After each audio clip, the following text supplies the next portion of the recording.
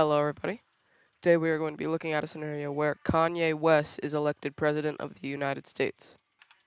Now, if you didn't know, Kanye West ran for the presidency of the United States 2 times back in 2020 and 2024, both of which he did not win. But we are going to be looking at a hypothetical scenario where he did win both of those scenarios. Hope you guys enjoy. Now, if this was a realistic scenario, not much would change with the US. I don't see Kanye West doing anything big with this country. But in this, we're going to say that Kanye West is going to go on a big expansion for the United States of America. So Kanye West is elected the 47th President of the United States. And the first thing we are going to go to is the war in Ukraine. This is the approximate areas that both countries have of each one another's country. And with Kanye West, we're going to see a little bit less support of Ukraine in this scenario. There won't be as much supplies flowing in from America over to Ukraine.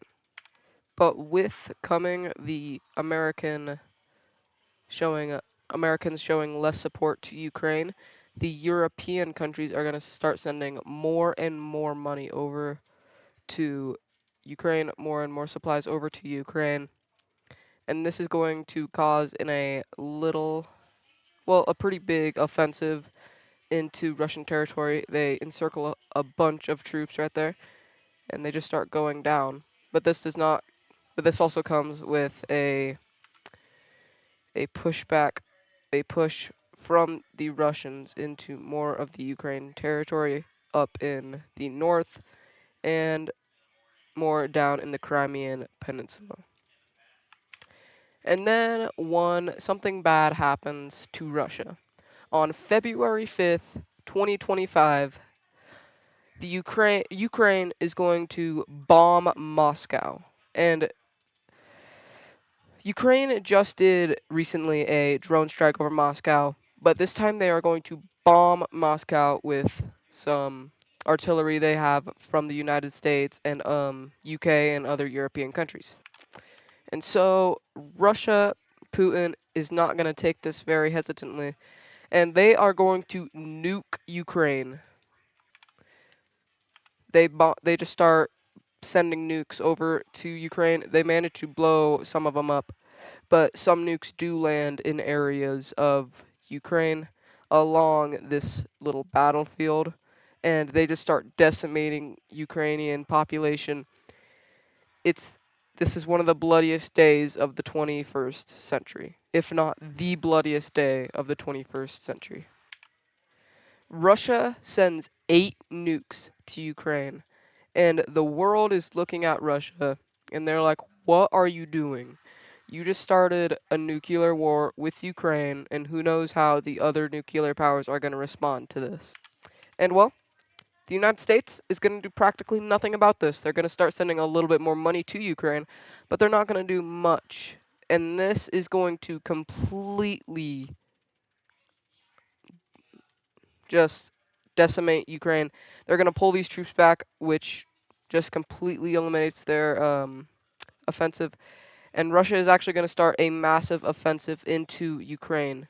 They're going to go over the nuked areas, just completely taking over Ukraine. There's no population to defend against these Russian attacks, and very soon they actually cut Ukraine in half. This area is not that useful, so it kind of just mixes in with the Russian offensive.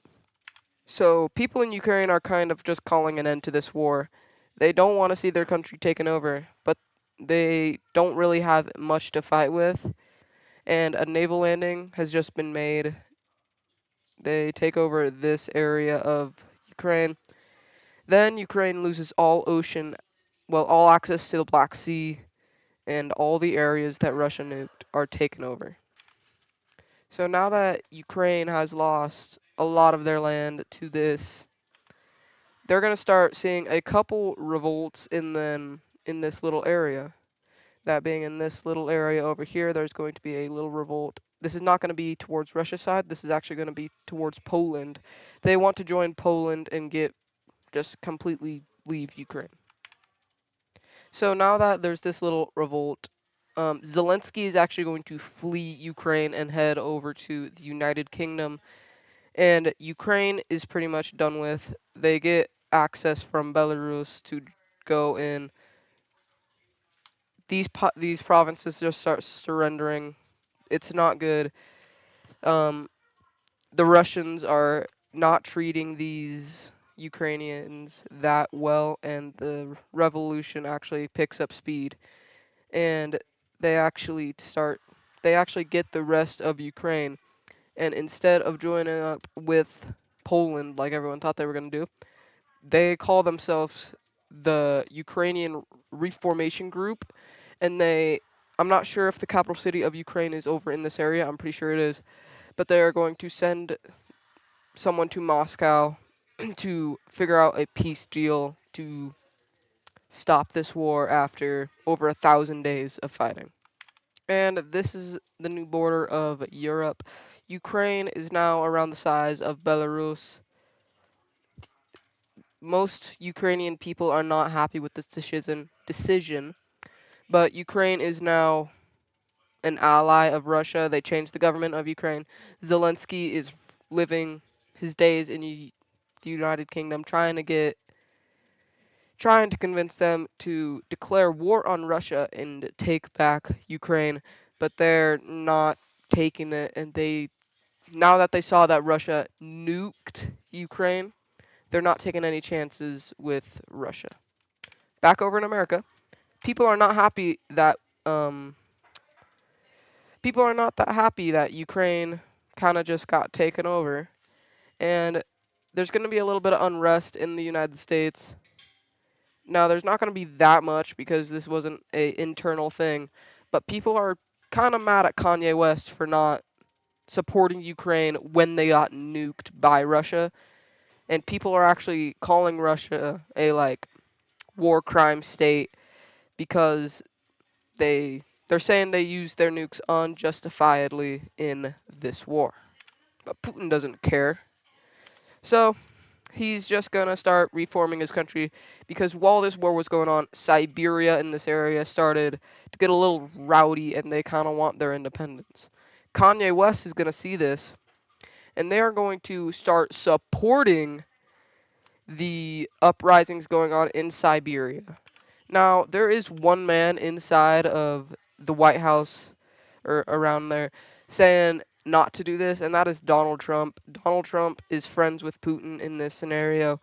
He does not want, well,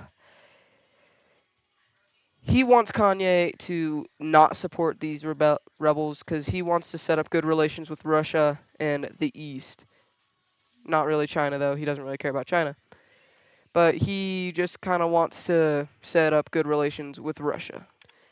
Now, I'm not sure what Donald Trump would be in this, whether he'd be a vice president or not. But Kanye West is not going to listen to him, and he's going to start supporting these rebels inside of Russia. And then on September 18th of 2025, some Siberian rebels are going to gun down Russian officers. And during this little scuffle, one of the Siberians is going to be killed, and Siberia is going to almost leave the country, but they don't yet. What happens is some Russian officials go over to Siberia and they take the Siberian's body and they discover United States equipment on the Siberian body. And they are going to look at the United States and they're going to be like, are you supporting our rebels inside of Siberia? Kanye West is going to be like, no, we would never do something like that. You know, it could be like a European country like the United Kingdom, and the UK is going to start flipping out at the United States because they did not do this, and they just kind of singled out the United Kingdom. And then a Siberian family tries to flee Russia and get into China or some other eastern country, and they're going to not allow this family to flee. And the dad of this family is going to gun down an entire 10-man military, but he's going to leave the weapon behind. We don't know why he leaves the weapon behind. When they get to the spot, when they send more military down there, they find that it was yet again another weapon that was made in the United States of America. And Russia, what are they going to do? Are they going to nuke the United States? No, they're not. They nuke the United Kingdom. Up in Scotland, they nuke Ireland a little bit, Spain, France, Netherlands, all over Germany almost. Czechia, they send a nuke to Czechia. Italy, they bomb a few areas in Italy. Greece, Romania, Finland, Sweden, Norway. All of that, they send nukes to all those countries. And they look at Russia and they're like, what are you doing? Well, the United States said that it was the European countries who sent the supplies to Siberia.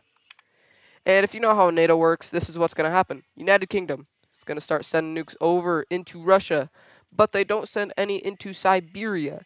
They just start obliterating Russia.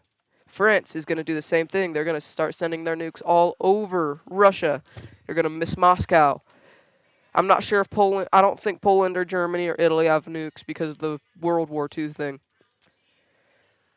But they almost completely drain their nuclear supplies, and only a couple hit the actual Russian territory. Russia finds themselves to war with pretty much the rest of Europe. But the thing is, the United States is not going to join this war. And NATO starts freaking out because Kanye West is now not supporting, is now not only not supporting NATO, they're almost like friends with Russia somehow. Even though it was Kanye West who gave supplies to Siberia, he is not going to join this war against Russia. Now we got to talk about Turkey. Turkey also does not join this war. In fact, they leave NATO because of this war. They do not want to get involved with this at all. And now with the US not in this war, Europe is kind of screwed. There's not much they're going to be able to do because Belarus, Ukraine, Serbia also join this war. These two remain neutral, but let's just say Siberia starts acting up more. And when Russia nuked Iceland, a volcano exploded because Iceland is pretty much just a sitting volcano, and it blocks sunlight in this this area for a whole year. A whole year, there's almost no sunlight in this area. A lot of people start dying in this area. So, more nukes start flying off. They start hitting areas inside of Russia. Russia is going to start sending nukes towards NATO. It's a whole thing. London actually almost gets nuked in the process, so does Paris. Warsaw gets nuked, and that allows for Belarus and Russia to actually get a massive invasion into Poland. So does Ukraine. The Baltics kind of just get overrun within a couple days. Finland, Helsinki almost gets nuked, and they send a pretty big force into Finland. And Europe is starting to realize they might actually lose this war because of the United States. So what do? Well, someone, they don't know who, but some official inside of the UK is very mad at the US and mainly Kanye West. So what do? They send a nuke. They send a couple nukes from London all the way. They starts flying and it starts hitting population areas, mainly California. They send a ton over California. But on January 26th of 2027, the White House gets nuked. And you might be wondering, how did this happen? Well, because of these couple nukes over here, some underground water volcanoes exploded, and it kind of covered up the sky over here for like a couple. It wasn't as bad as the volcano over here, but it was kind of bad, and that caused someone in the UK, they don't know who, to send a nuke and destroy Washington, D.C. Now, no one was hurt in this because when the volcanoes erupted, they evacuated everyone out and into Canada. And you might be wondering why Canada didn't join. Well, if the U.S. isn't going to join, Canada's not going to join. But once they get back over and see these nuclear spots and they're wondering what happened, then they get to Washington, D.C., and they realize the White House was exploded. Kanye West pretty much sinks Europe into the ocean.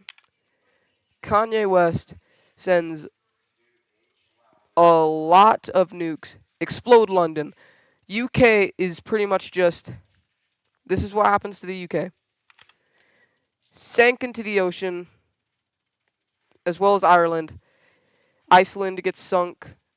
Greenland is kind of gone. And over 400 nukes have been, over a couple thousand nukes have been blown up in all.